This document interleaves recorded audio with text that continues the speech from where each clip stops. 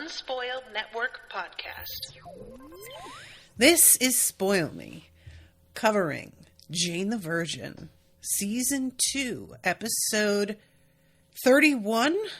Well, Season 2, Episode 9, Chapter 31. I'm so sorry, guys. I haven't done this show in a bit. In this episode, we find out who Mutter really is. And I love the fact that I was so smug about Mutter and what it means. And it turns out that I was wholly looking in the wrong direction. There's other stuff too, but that's my main thing. Welcome to Spoil Me.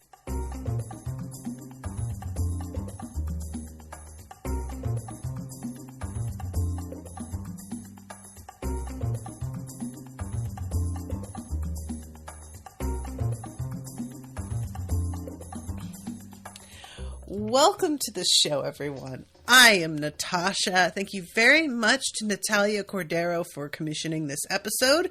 Natalia, if you're out there listening, appreciate you.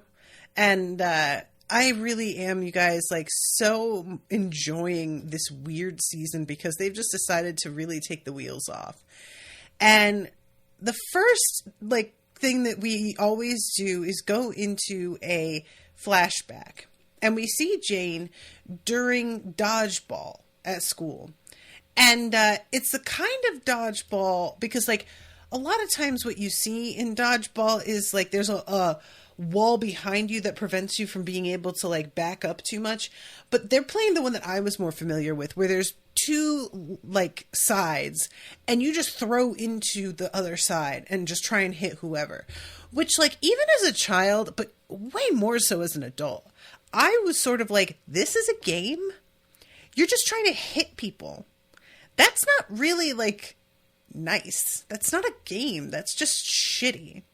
And you know what, younger me? You were right. What the fuck is this? What is this? I wasn't weird for not liking dodgeball. Dodgeball is a balls game. It's very bad.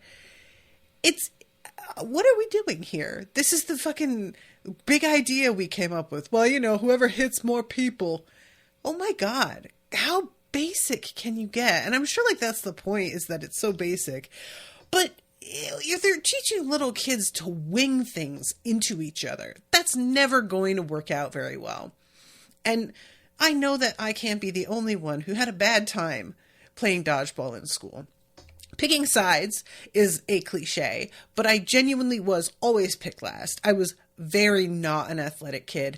I didn't have the killer instinct to go after other people, and it hurt, and I didn't like it. So I would hide behind people because I didn't want to get hit with a ball, frequently in the face, because kids love to hit each other in the face. They think it's the funniest thing, because all children are tiny little sociopathic cartoon characters who haven't yet caught on to the fact that the damage they do is permanent and does not just bounce back while somebody plays a slide whistle. So I really, watching this was triggering, and I was just oh my God, I hated this. I hated everybody who liked this. The teachers who made us play this were monsters, and Jane is absolutely correct in all of this. I love how this works out too. So Jane has this one particular little boy who's going after her, and she thinks, and she goes up to him and says this, that he is focusing on her because he likes her. And she says, but being mean isn't the way to get my attention. I respond to kindness. Which I just really want to say, I would love for everybody raising a AFAB girl. Is that AFAB is, I guess AFAB is it's redundant to say AFAB girl, but everybody who is raising someone who is AFAB, to teach them this way of communicating with a boy instead of telling the girls to accept it because it's actually a compliment, really, because that's the first way that we treat AFAB individuals. We intend for them to be the ones that are more understanding and emotionally literate, and like reading into things. And so later on in life, when they are mistreated, they misread it as, well, it's just because they like me so much. And like, what do you expect us to think? You know, I can change them. So I just want this to be part of the manual. That's not the way to get my attention. I respond to kindness. However, I love it. The kid doesn't even like go, what? Ew, no. Like, you know, most little boys at that age are just like cooties. But instead, he actually has the self-awareness to give her a real answer and says, I am not doing that because I like you. I'm doing that because I don't like you. I'm mad about math class. And we see a moment where he was trying to cheat on her paper. He was looking over at hers and attempting to copy. And she covers up her page and says to him, you're only cheating yourself, you know. And you guys, these little child actors are adorable. Oh my God. They are so, I would watch like a play of just the two of them. They are so over the top in their acting, but in a way that feels genuine. Because kids can be like real over the top, you know? And I just, again, with my relating to Jane, I got copied off of so bad. There was one particular year. It wasn't like something I dealt with throughout school. Occasionally, you know, there's always going to be that. But like, there was a year that it was, I think, 7th grade, maybe 8th. And there was this like, one of the bad kids was sitting behind me. You know, the bad kids. The ones who have parents who completely neglect them, and they go into school unprepared and embarrassed and just shitting on everybody to sort of take the attention off of themselves. They don't do any of the work. They barely even oftentimes know how to read, and they don't bring so much as like a pencil in with them. So from the instant they sit down, they're asking you to borrow stuff because they don't even like carry a backpack half the time. And this dude sat directly behind me and wasn't even subtle about the fact that he was copying off me. He just straight up like basically would whisper for me to like move my head out of the way. But I, as much as I was a goody two shoes, he had the air of somebody who would get violent.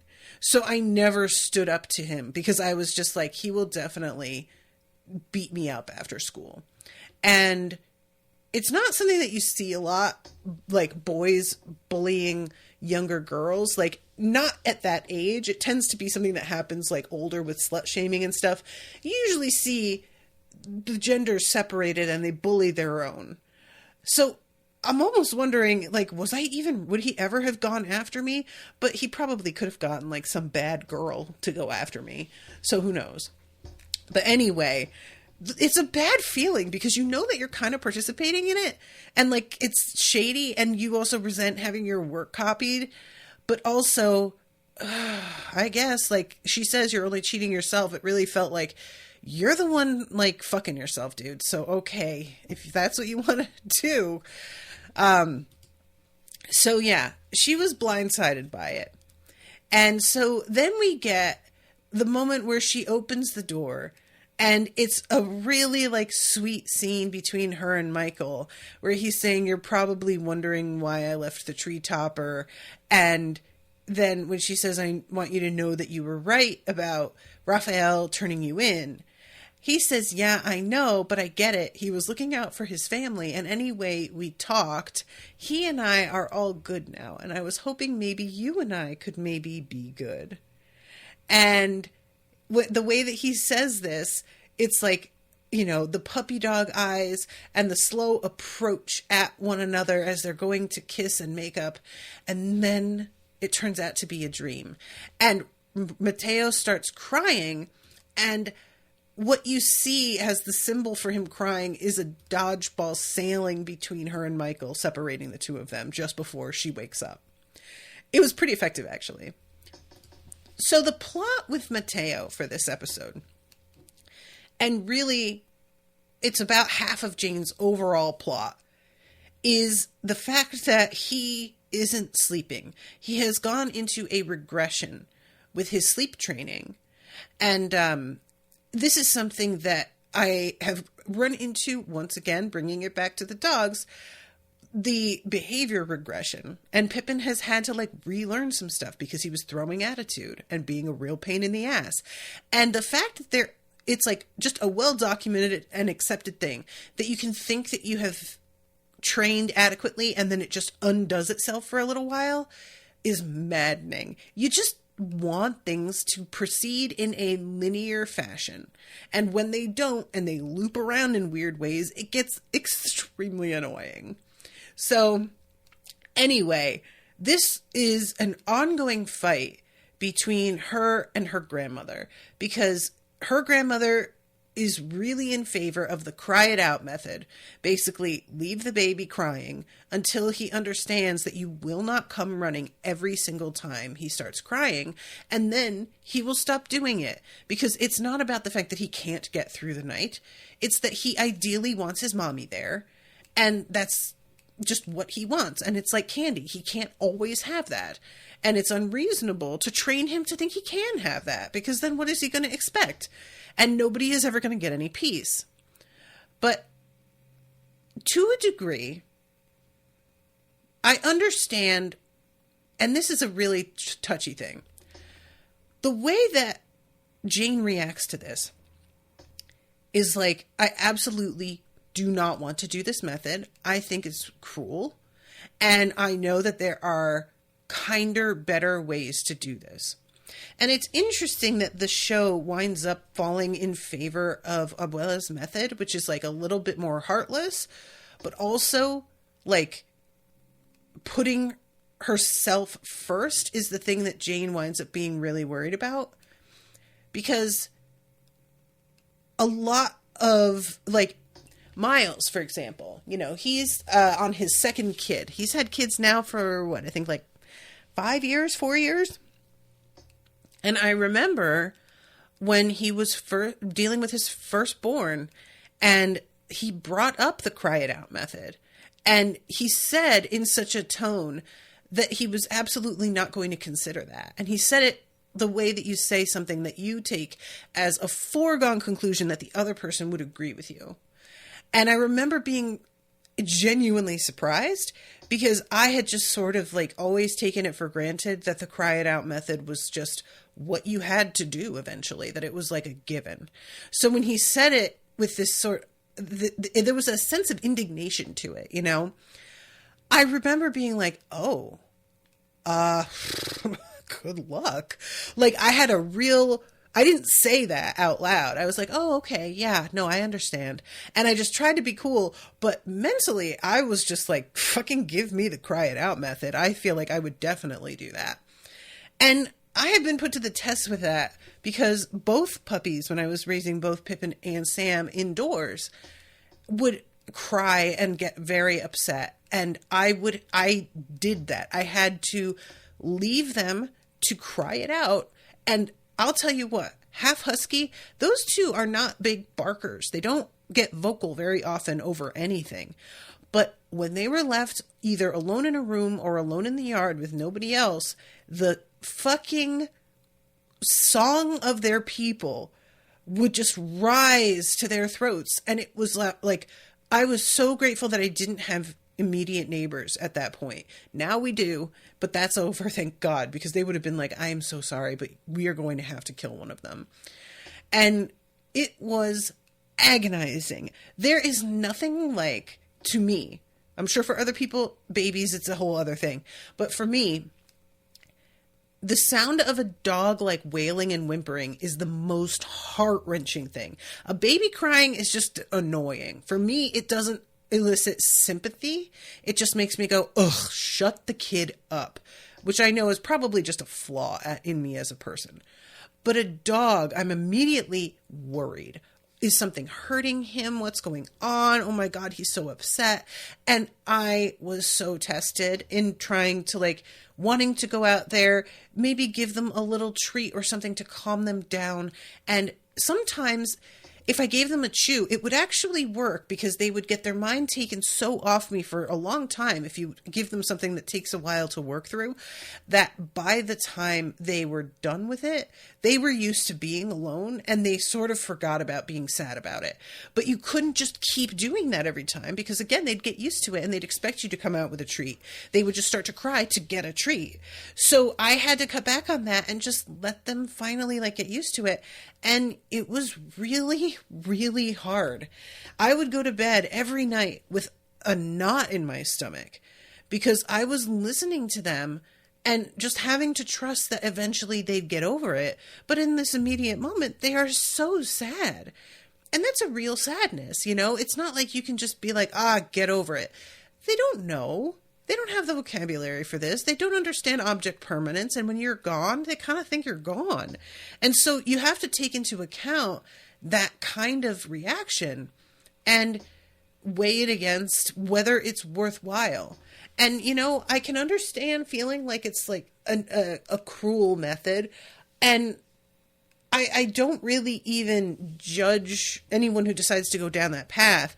It was more that I was surprised the way that the show treats it like, Abuela's definitely right. And everything that Jane tries, there's a sort of tone of the ridiculous to it. Like we're all in agreement watching her that what she's attempting is just a mitigating factor and it's not really going to solve the problem.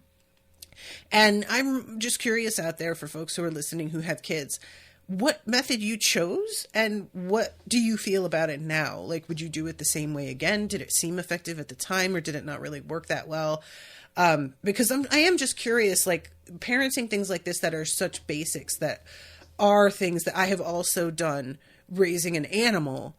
I just have, you know, a lot of like questions about the pros and cons of things, especially because a part of me does consider getting another dog at some point. I've always said not to get another puppy again. And a part of me is like, no, definitely don't. But then I just remember what a puppy was like. And I'm like, oh my God. So anyway, this like, she tries all kinds of things. There's ones where you go in, but every time you comfort him a little bit less. And eventually it just takes a pat on the back for him to go back to sleep. And what I kept thinking was like, one, even if it does take a pat on the back, if you're patting him, you're getting up. So even if that's all it takes and he goes back to sleep, you're still not actually getting him through the night. You're just getting him used to this contact instead. So that's not solving the problem either, unless you're proposing that there will be a point at which you let him cry it out because you patted him on the back and it's supposed to become less and less comfort each time. And after a pat on the back, what's less than that? Other than not going in there at all. So I just sort of was like, that feels like it's just shortening the steps toward doing the same thing. And she has like one of his loveys like stuffed in her bra so that it smells like her, so that he'll feel like she's nearby when he has the lovey. And they do this really fun thing this episode where they have these two sports announcers who are calling the attempts that she has made at getting him to sleep through the night. And they're like talking about them in sort of sports terms. And they've got this like photo of her and her mother and Abuela, like with their arms crossed and this steely gaze at the camera, the way they always do for athletes, where you're like, I'm going to give you the competitive look. And I thought this was really cute. I have a question about whether these are real announcers that like were recognizable to people. If this was part of the joke that they were real guest stars for this episode, or are they just like, you know, actors playing these roles, because, you know, I don't know enough to ever recognize these kinds of guys. So maybe I might recognize some like football announcers because occasionally it's on when I go over to Owen's grandparents, but like basketball never happens. I never see that. The only sports I ever see from them are football and golf. And I think that has been all I've ever seen. So I was just wondering about it because I think it's always a fun little joke if you're able to actually get guest stars. I always like that. But yeah, so these two dudes, like, they keep on talking through what it is that she's attempting to do and like chastising her when she decides that she's going to pick him up after all, when the whole point was that she wasn't supposed to do that. And eventually they're doing all of these, like, you know, timer countdown things. And, the amount of time that she is supposed to, like, leave him is meant to be 5 minutes. And she can't wait that long. She goes in, picks him up, brings him back to the living room where she was on her laptop. And the way that her mother decided to try and get Jane's mind off of the baby crying was to look up Michael's new girlfriend, because she spotted him at, like, a taco truck. And she finds the girl, but when she brings Mateo over, Mateo's little baby feet accidentally move the cursor and press add friend. And this results in a kind of hysterical, so she freaks out. She unsends the request, but she's like, I know how notifications work. So even if you unsend it, you'll get that pop-up and you'll see it and it'll stay. It doesn't just delete itself once the request has been removed, which is the case, by the way. Also for instant messages. I have gotten some pretty shitty instant messages and opened it and the person unsent it, but I saw that shit. I saw it. And you just thought you got away with a thing. Guess what? You didn't. And she's sort of just like praying because she doesn't hear anything that it's nothing. But eventually, at the end of the episode, Michael shows up. And she had this dream about how he's going to be the, like, you know, romantic, oh, I left you that tree topper because, and instead, he wants to know why she friend requested his new girlfriend. And he uses the word girlfriend. And he says, I'm happy. And I really want you to be happy. Can we just cut ties? We just have to. And she, just having had this like hopeful expectation, is really blindsided by the fact that he's truly here to be like, to stop. I respect it though. I gotta say, you know, he didn't need to show up at her house, but I also kind of understand feeling the need to have this conversation in person because you want to see what her reaction is, because it is kind of a weird thing to have done. I have this kind of fear all the time. Like, you know, Brendan got remarried. I only looked into the girl that he was dating really briefly before I wound up just blocking him. I can't remember if I blocked her too. I feel like I might have only blocked him on social media. And so I have never like had him come up in my feed in a tempting way or gone to check on him because I know that he's blocked. There's a way to get him off of block. And, you know, I'm sure I could do that if I were curious enough, but I know that for myself, it's just best. I can't see him. And so there's never been a moment where I have done something like this embarrassing on Facebook. However, not long after we split from each other, I sent a really gooey, sweet email about how much I loved him, thinking I was sending it to Owen, and I sent it to Brendan instead by accident. And it was mortifying. You guys, like, sink into the earth and crumble to dust in the wind.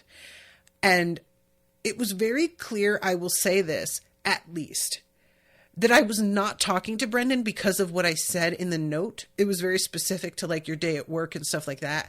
So it was really clear for him reading it that I hadn't meant to send it to him, because it would have been terrible in a totally different way if he thought that I was, like, attempting to make up with him or something.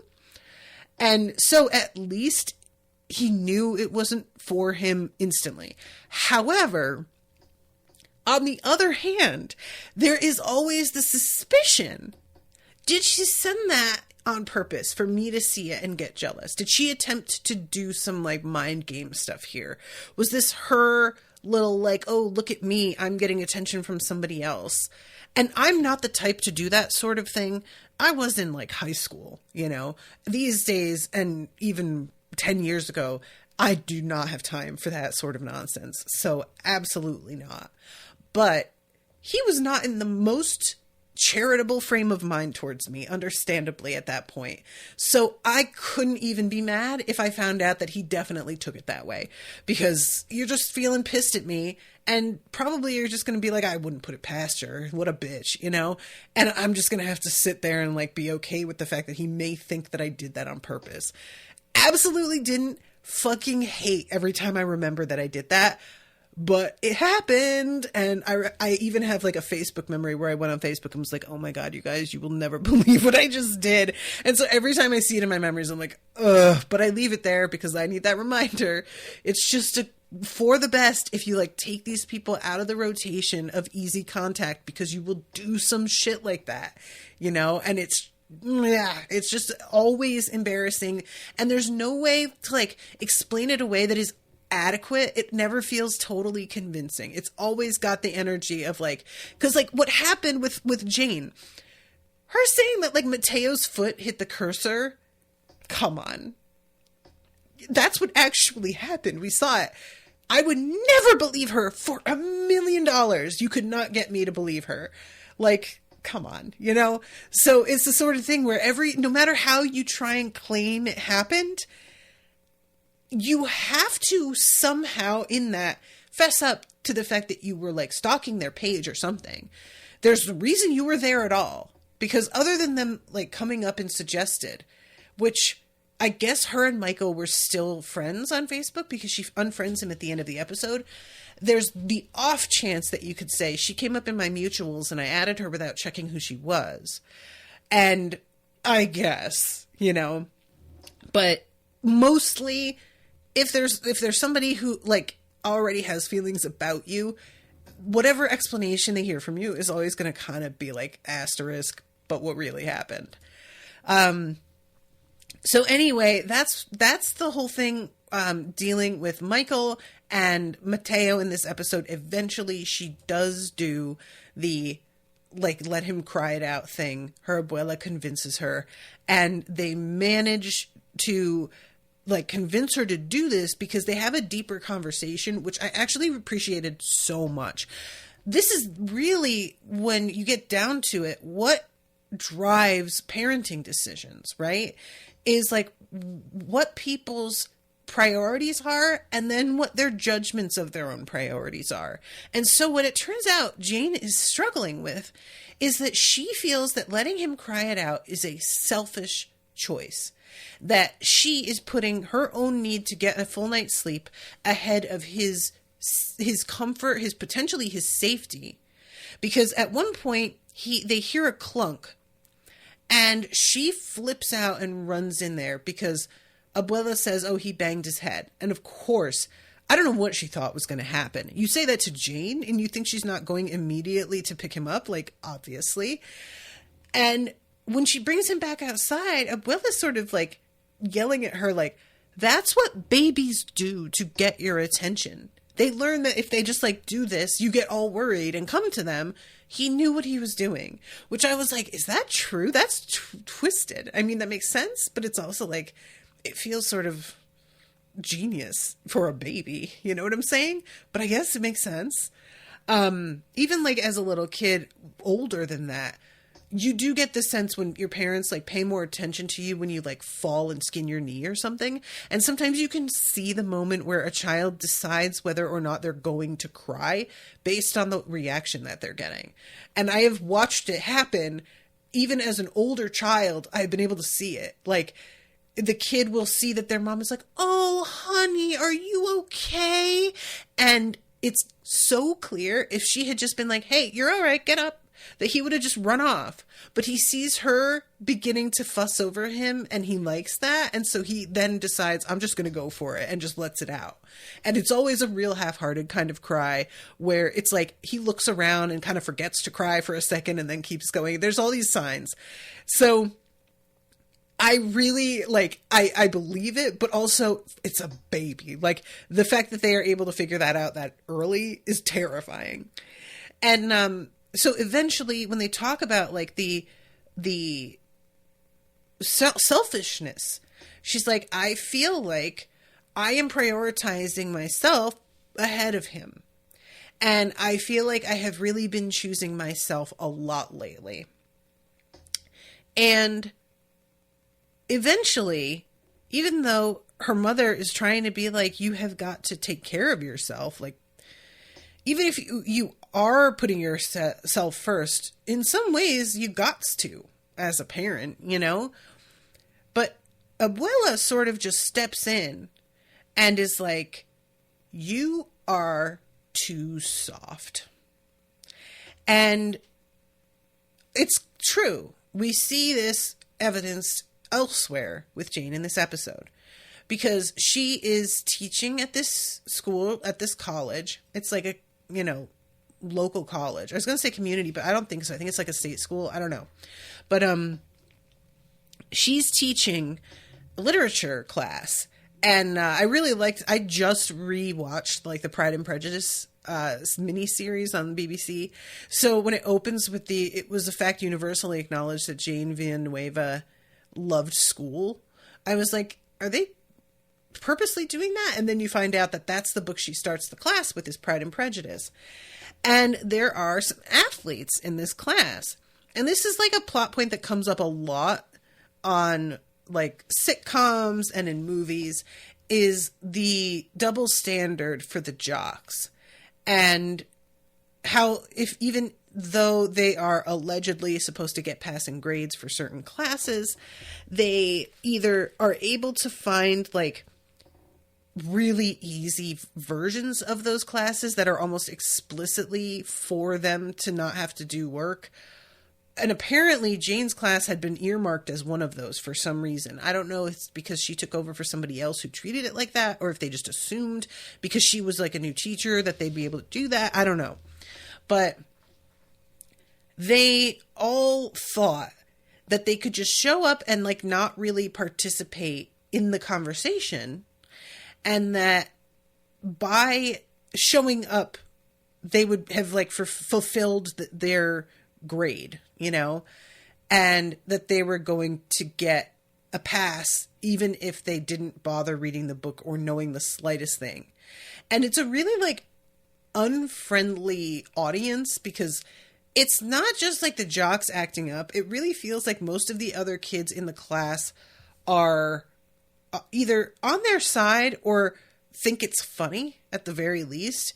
There's no like uptight teacher's pet kid in this class who's sort of going like, shut up guys. Ugh, why can't you take this seriously? Not a one. It really just seems like everybody there is either like, I'm not going to say anything because that's their problem, or they actively are kind of like, oh shit, oh that's fun, you know what I mean? And Jane, it's just, you guys, it's like watching a puppy get kicked. She just comes in with so much enthusiasm, real excited to talk about Pride and Prejudice, and, you know, starts off by saying how much she enjoyed rereading it, and it's fucking great. You know, I reread it a couple of months ago, and it's just fucking holds up. But she immediately starts to realize that nobody fucking knows what she's talking about. You know, she attempts to get the ball rolling. There's no takers at all. She recites the first line and asks for anybody to like engage with her on it. And the kid, what he says is that I haven't gotten to that part yet, which is the first line, and he's supposed to like have the book read. And you just see all of the excitement drain out of her. And this was part of why I was a bit of a teacher's pet in school, was I could see this happening with teachers, you know? That's always like really disheartening when you're somebody who can be very empathetic is to see how dejected a person who's like kind of put a lot of work into the plan, realizing that absolutely nobody cares the way that they care. And I just hated to see it. There were some teachers that fuck them, you know, but a lot of teachers genuinely give a shit. And it hurts for them to realize that they had grand plans that will be ignored and that they have to like readjust to an audience that seems disinterested at best. And I just hated seeing the moment for her. It's so sad. Like, she just wants people to talk about a book she likes, you know? She wants it to be a book club. And they just have, you know, gangbangs to get to and games to play. They've got shit to do, Jane. I'm sorry. I just felt for her. So anyway, what winds up happening is that this kid, who she calls like McBaskets, I think, he doesn't do the paper he was assigned and asks for an extension. And she says, okay, you get a 1-day extension. And she thinks she's being generous, even though he's sort of like, 1 day, what the fuck? And she's like, no, seriously, that's it. And he sends in a paper and it's plagiarized. And it's not just plagiarized. It's a plagiary of one of the most famous papers on the subject, evidently. I don't know it. I don't know if this is a real thing, but in this universe, there's a famous essay that she actually had to write an essay about, which is so English class. Like, can we not just fucking dissect everything to death, please? Christ. But anyway, I really like what she does. I couldn't stop thinking about this. Those of you who are interested in extremely long YouTube videos, there is a YouTuber who did a 4-hour-long video about plagiarism. His name is H-Bomber Guy. And if you just Google H-Bomber Guy plagiarism, the video will pop up. And it was one of those, like, I was going to do a plagiarism story about this person, but it opened a Pandora's box and it becomes entirely about someone else. And so the first like couple of people that he talks about are like shitty, but in a way that feels like it was at least somewhat believable that they thought nobody would catch them because there was enough of a veneer. And then it gets to somebody who made thousands and thousands of dollars on Patreon and was a popular creator about like queer representation in media and fandoms. And he was always talking about how as a queer creator, his voice was like underrepresented and that people weren't like paying attention to what he was taught. But meanwhile, he's making thousands. And then he eventually got caught by H-Bomber, who did all of this crosswork.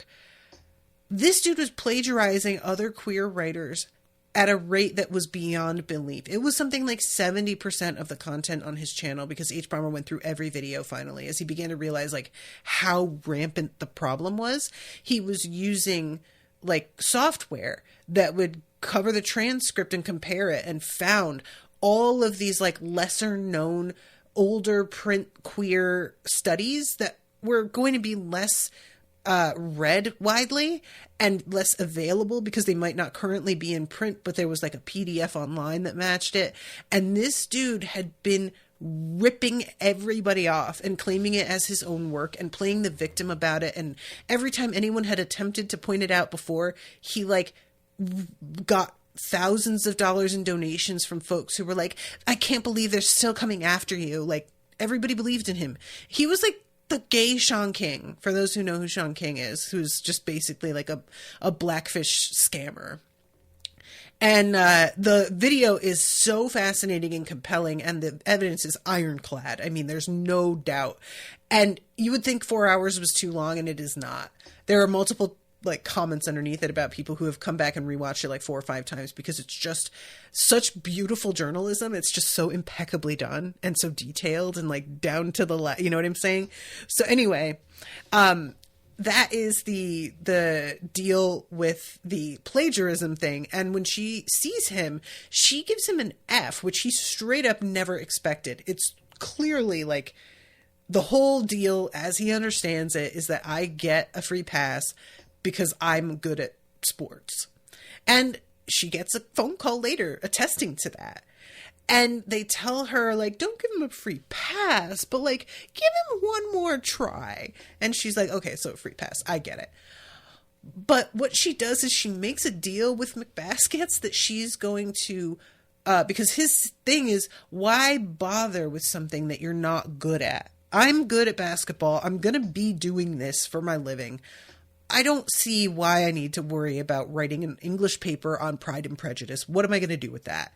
And you wouldn't be any good at basketball. I don't see you playing.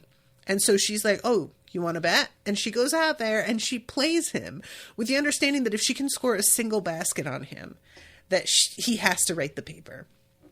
I didn't realize that it was going to be like a one-on-one. I thought it was just going to be like, I'm just going to like try to shoot, you know, from like I was going to say 50-yard line. That's not how that goes, is it?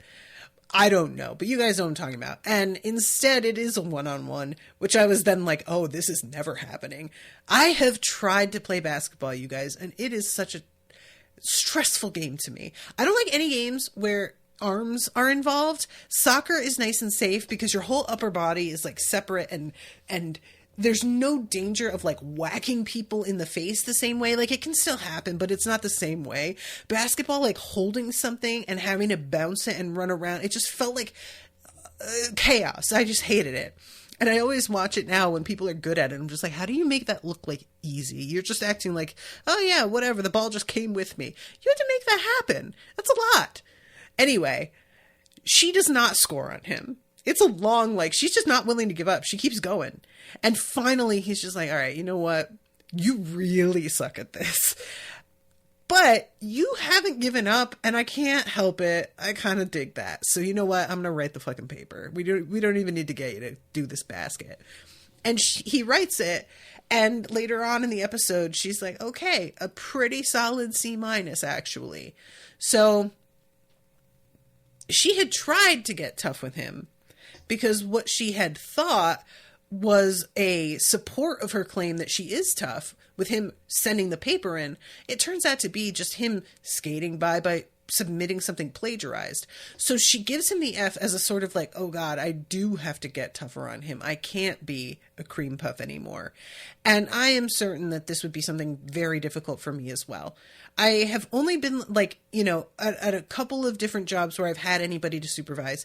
And I have always been like put in the supervisory position because I'm really competent and people like me. And I think they think that that means that I'm going to like be good at supervising.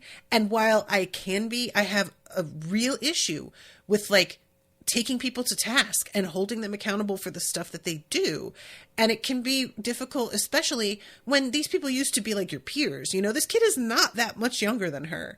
And so there's a feel to it for me when I see them together of like, is she supposed to be his teacher? He looks as old as she is. And she had been in school like, you know, up to not that long ago. So there's probably a feeling there, as well as these are just people that you're going to be in the classroom with that you want to like you. You want your students to like you. And so I can understand, but you can't let people walk on you. And that's a lesson that you sometimes don't learn until it's too late. And I'm glad that Abuela kind of called her out and was like, look, I know that guilt's a difficult thing to deal with, but aside from that, you are going to have to be tougher. And that really is like part of the issue. And they get Mateo to sleep through the whole night, and they do a little dance, and I like that it's presented as like, you know, the victory, like the end zone dance by the two sports announcers. It's just a fun bit. I like the way that they do that. So let's talk about what's going on with Rogelio, because his mother's visiting, Grandma. I just love that so much. And she is so, I want to be her. Clearly had tons of work done, so I'll never be able to afford to look like her, but one can dream. And she is like weird. She has come to the house to visit. They thought she was bringing her husband. He's not there. She's real weird about like, oh, he's not feeling well. It's best that he didn't come, blah, blah, blah. But it's clear she's upset, and it takes a while before Jane is finally able to get her to tell her what's going on. And she tells Jane, my husband is gay and he's leaving me for a man and I'm blindsided by it. And the whole way that she's talking about this with Jane, we see her like during other moments where she's like, was when he's touching me, making love, was he thinking about men? Things like this. Come to find out, she's known for 40 years and her husband have had an arrangement about it, which I fucking love that twist. That she just like, this is so realistic to me. I think I've talked about it before, but my father was bisexual. When my mother met him, he was sleeping with both genders. And, or two of the genders, I guess I should say. And then he became a born again and he completely cut himself off. And it was weird because like, you would think that it would just be like, oh, he became like hyper masculine and he stopped like admitting he was ever attracted to men and it became all about women. But instead it was more like he just cut himself off sexually entirely. Like, I know that's why my mother started having an affair, because the two of them had not had sex in years. And he had just a really weird sort of like, when we were watching a family movie and there was like sometimes a sex scene in it, he would just be so weird, and often after the movie just be like, oh, there was too much sex in it, and it was like one scene. And I remember my mom being like, well, people have sex, you know, in this very pointed, like, you know, even as a kid, I was just like, yikes, okay. So I know about this sort of like weirdness in a family firsthand. And there was a point where my father and my mother were split up, and he was single, and there was a guy that was coming to him for Bible study who was young and hot, like hot. And it was so clear the kid was gay. And the sexual tension between him and my father studying the Bible was out of control. I will never forget it. I felt like I had walked in on them making out when I stepped in, and they were literally sitting at the kitchen table.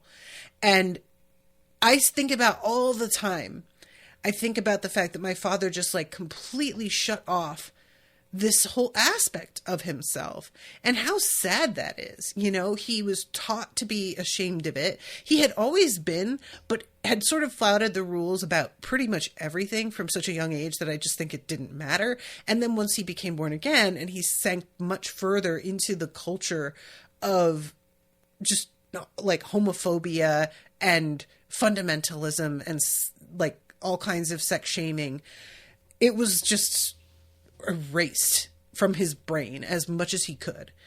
And it's such a bummer. And so like the fact that he says we had an arrangement, at least they had an arrangement so that she wasn't just like, why doesn't he want me? And he's out here doing what he wants. She was aware. And I'm wondering if she got to have lovers, if she bothered, like what was going on there. Because at least even though he wasn't fully out of the closet, he was able to like live somewhat authentically in the most intimate of circumstances, where at least he and his wife, the person that he's supposed to confide in, are being honest with one another. That's like, you know, just the bare minimum that I'm like, well, at least he had that. But yeah, she tells Jane this and makes it sound like it's all brand new news. And really is like, Jane, don't tell your father. I don't think that he can handle it. And Jane does not agree. And what happens is she tells her mother, and then her mother tells her abuela. And then eventually Raphael starts to panic and assumes that his father is like on his deathbed and that his mother doesn't know how to tell him. And they finally cave and they're like, dude, okay, look, he's gay. That's what's going on. And I love that he isn't at all. At first, he's like, there should have been signs, but he had just read off his father's bucket list. And it was all very like stereotypy gay stuff, going to a Bette Midler concert, going to see Wicked, getting a place in P-Town, like things like this. And he realizes, oh my God, the signs were there. But I love that really like right after that is, but I'm so gay friendly. My mother knows this. What the fuck? And he had apparently had a shoot with Neil Patrick Harris that was like very like suggestive. I love that. But yeah, so he has no issue with it whatsoever. It's just more like, wow, what a shock. But there's no sense of homophobia, except for the fact that in order to try and like hint that he's cool with the gays, he decides to invite like two gay people that they barely know to dinner and also invite his mother. And then he says this elaborate prayer before dinner about thanking God for all of the people, like the diversity in the world, the different loves and attractions, and is enumerating them one by one. And finally his mom is like, fucking Jane, you told him, didn't you? And at this point, you're still feeling really bad for his grandmother or for Jane's grandmother, because when Rogelio is like, why didn't you tell me? She says, because he agreed not to go public until I told you. And now that you know, it's real and he's moving out and that's it. But when you find out that they have known this whole time, her getting upset this way is a very different thing. Now it's no longer, I can't bear to lose him and be alone. Although I certainly think that's a part of it. Even if they weren't having a sexual relationship, they clearly were like friends and in each other's lives, you know? So you're still going to miss that. But mostly what it feels like to me is that it's about the image. She doesn't like the idea of people finding out that she had been married, like, to a beard, like she had been a beard. And there is like a humiliating factor to that. I think some people might find it sort of like, oh, good for you, girl. You must have been having a good time, you know? But a lot of more traditional people will see it as something sort of shameful and embarrassing, and maybe like that it impugns her femininity in some way. And it's just, that's the way I'm taking it, is like, she's more embarrassed about that. I may be wrong, but as of right now, there just doesn't really seem another reason to like lie about the circumstances of everything. And I just love the fact that her husband straight up outs her to all of them as a big fat liar, like by accident, because Rogelio says something about like, you know, you can't be mad at her for not waiting to tell me when you blindsided her. And his father's like, wait, is that what she said? Oh my God. Also, it's really nice for Jane to finally meet her grandfather. That's adorable. So, okay, that's the deal with that plot line. We see very little of Michael except for a couple of scenes where he's talking to his partner who's going to go and question Luisa. And the thing with Luisa, so they're looking through all of these like records of different patients in mental facilities for clues as to whether any of them who turned up were actually Luisa's mother. And there is a description of a magical lake filled with like glowing fish, something like that one of the women is telling her therapist when she's talking about like personal fantasies or like places that she wishes were real that she could go. And eventually the detective is talking to Luisa and she mentions that. And it's such a weird thing because like Luisa starts to kiss the detective. The detective puts her hand on Luisa during one scene and Luisa says, oh my God, are you trying to use the fact that you know that I kind of like you to get me to like be more cooperative? And I really respect that the detective just says, yes, kind of. A little. I just appreciate her admitting it immediately, and I think Luisa does also. And then later, they kiss, and she seems to kiss Luisa back. But then she stops and is like, no, I can't. And I couldn't tell if it was like, I'm not gay, or I didn't think I was gay, wait, what? Or if it's like, no, I'm with somebody, and this is wrong. I couldn't tell like what the energy was behind that. But Luisa mentions her mother having told her this story because this lady, the way that she approaches it is basically, you need to tell us absolutely anything that could even slightly be relevant. And I know that it doesn't seem like you remember anything because you were so young, but who knows what's real and what's not. And she describes how her father left her and her mother when she was only 6 years old or something like that. And that she can't tell what memories she has that are genuine and which are from like photographs or from stories that her mother has told her. It's just a lot of like confused, mixed up messaging. And I do actually really like that she opens up this way because it makes sense that things move forward a little bit between her and Luisa. So they are able to like track down this woman who, she told this story about the lake and the fish and everything, but she apparently has died. And the detective is saying like, we'll get DNA to confirm that. But I kind of, when she said that, it was like, oh, okay, so you haven't gotten DNA to confirm that already then. You are assuming that the match is going to be there. From 8 years ago, this person died.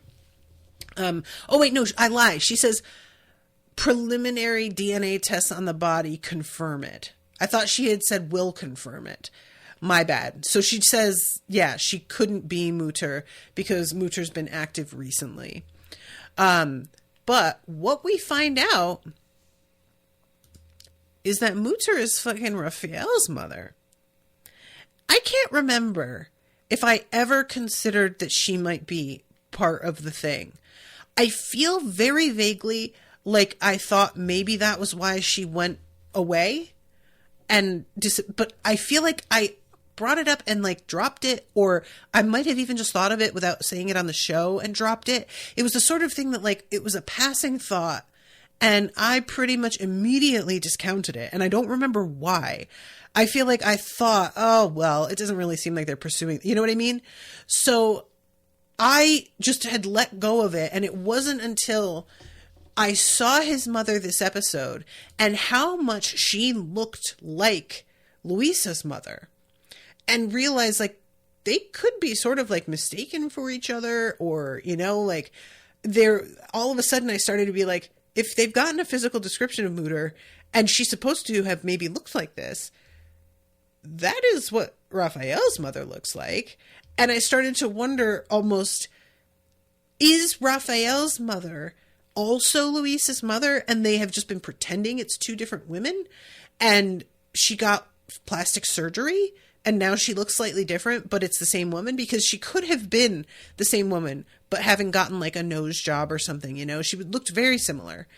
And, it just turns out that is why she bailed, was because she was the head bitch in charge doing her own thing. And she frames it as like, he offered me $10 million. I don't know if like that was what she used as seed money to start her evil empire, or if she was already in the mix and then was like, sweet, I'll take that money and then I'll go do my thing and really expand the business, or what the deal was. But Raphael figures it out because she is wanting to like go down memory lane. And apparently she had been going to out herself eventually anyway. But he opens this like box in the closet that has letters from her, and he sees these blue silk ties. And the blue silk ties thing is so funny to me. I'm sorry, you guys. I know that they needed some really obvious way to tie everything together, pun intended, and that this is like an expedient method, but it is such a complete dead giveaway, and it is so weird a trademark to continue to use over the course of decades. Like, if something was this distinctive, you explicitly would avoid doing it for this long, because that just draws attention to you as your signature. You wouldn't want that signature places that the cops can see it. You would want this to be a signature that was only like known in underground circles, and you wouldn't be using it for shit that's like, I tied this girl up and then let her free, and now she can tell the cops that I used blue silk ties. And also, you're supplying these silk ties to like these random kidnappers? They're not just grabbing some zip ties from somewhere? Like, the whole thing is so absurd. And I'm going with it because of course I am. But I just really need to stop and acknowledge, like, that is goofy. So anyway, he is just registering this, and I want to give full credit. Raphael picks up his phone instantly. His mother's sitting out in the, like, you know, the little area, so he thinks, and he is prepared to call from the closet. He is not trying to do oh, I'm so sorry, I have to cancel, I've got something I need to do, and trying to like go in person over to the, you know, that's the sort of thing that they will often do in dramas that draws things out and makes it so you get clunked on the head going through an alley. And I'm really glad that it's not done that way. He's just like immediately, oh God, Michael. And he calls, but she comes up behind him and she pushes a syringe against his neck. She doesn't plunge it yet, but she's asking him where the thumb drive is. And he says that he gave it to Rose, and she's like, don't fucking lie to me. Where is it? And he's like, I really don't know. We gave it to Rose. I don't know what happened to it. And she injects him, and he hits the ground as he's going like, what's happening? And there was something about him being like, what's happening, that was so heartbreaking, you know? Like, it's one thing to think that your mother abandoned you for money, and then it's another thing to find out that she is like evil. And that's a whole other mindfuck. Jesus Christ. Raphael's really going through it, is what I'm saying. I don't like him, but I will acknowledge that. So, meanwhile, Michael is like just understanding that that's what's going on here and is realizing. So we have the little, you know, scene where he's like putting things together, and he's like, 1983 is when Mia disappeared. It's also when Amelia's company purchased Bar Luna, I think is what he says, which we know was the money laundering site. Their like primary one. Yeah. Bar Lunara. But Mia's dead. She wasn't the only one. She wasn't the one hiding money there. And he says, exactly, because someone else had access to Emilio's company. It was Elena. He remarried. And we get her and, you know, the zoom in on her face as he opens the box labeled Elena's things. And, I don't, like I said, she was clearly planning to do this like drop on him. I don't know if she realized about the blue ties and knew he was going to put it together, or if she had just decided like, game's up, I'm ending this tonight, and that's the end of it. Like, she pretended, oh, I really want to see you. She kept calling him, and he was taking it as she wants to reconnect. She's my mom and wants me to forgive her. But really, it's just been, I need to find out where that fucking thing is. So I'm curious now if Raphael is going to be straight up kidnapped, if she's going to have drugged him and bounced and like isn't intending to kidnap him, because really what would that do to help her at this point? He doesn't really seem to know anything, unless she thinks he does and she thinks she can torture it out of him or something. I don't know what her thought process is here, but I do really love it for her that she, you know, is able to bounce in and out of his life this way, and that she is so awful. Like, I'm looking forward to seeing more of her. She's a pretty enjoyable villain. Rose was also, and we haven't seen her in a while, and she doesn't seem to know what the fuck Rose is up to. So I don't know if Rose has just gone off on her own merry way and she's decided to like cut ties there, and maybe she is fleeing Mutter herself. I guess she is, because that's why they kidnapped Luisa, to try and draw Rose out, if I'm not mistaken. Anyway, all of that said, that is how the episode ends for Raphael. Now, I'm out of time, but I'm just briefly going to touch on the thing with Petra, which it's pretty fun. Her mother has set her up. It seems pretty like solid initially. And I love that there's a scene where Petra is trying to get her mother to admit to what she did, and her mother immediately clocks, like, you're talking really loudly. there's clearly a recording device. Let me just say also very loudly and clearly, you should do the right thing, Petra. Take responsibility for what you did. And it just was hilarious because Petra's so irritated. And she just pulls the like little recording device out from under the edge of the table and was like, God damn it. But eventually, her and like Raphael are sort of reconnecting throughout this episode. He's worried about her. He knows that she's being fucked with. They talk to an attorney and it really looks like her mother's got a pretty solid case.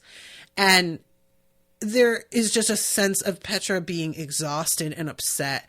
And he's like, let me make you something to eat. So then we have the scene where he's in the kitchen and he's making her a steak. And he is like, what do you call it? Sharpening one of the knives. And she says, can you not do that? Like, for all we know, that's the fucking murder weapon, you know? And he says, no, it's not. This is part of the new batch that we just had brought to the hotel that has our monogram on it. And she's like, well, I saw the knife and it had a monogram on it. And he's like, hold up, what? And it turns out that the knives were part of a package that were delivered like right after Christmas. So there's no way the knife was in the hotel on the date of the murder.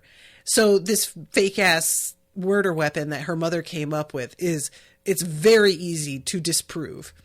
And this results in them arresting Magda. And she says in this deeply unsettling growl to Petra, wrong choice, as she's like ushered out by the police. And she really does look like she's going to come for that woman's neck. So Petra, we got a lot of really scary moms in this show. We've got some real supportive ones too, but you know what? Like, yikes.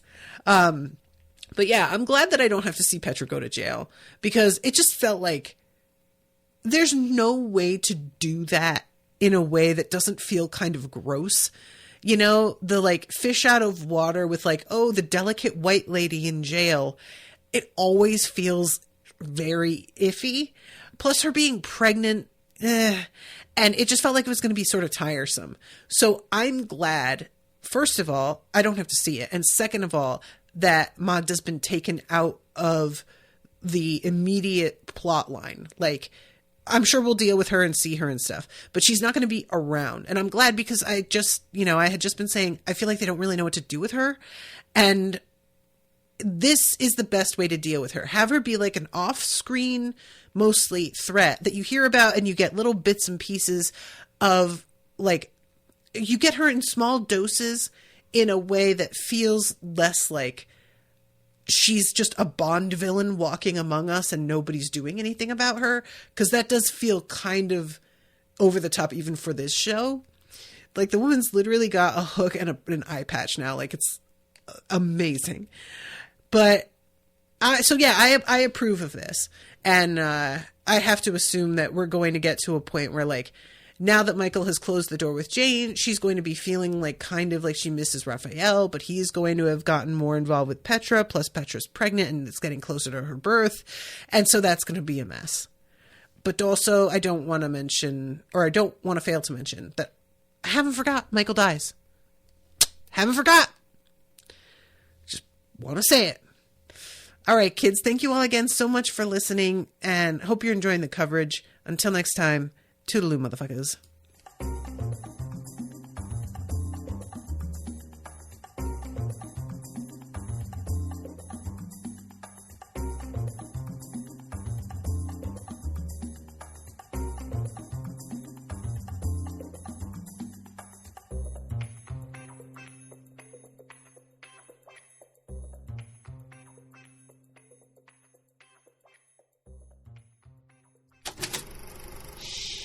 That was an Unspoiled Network podcast.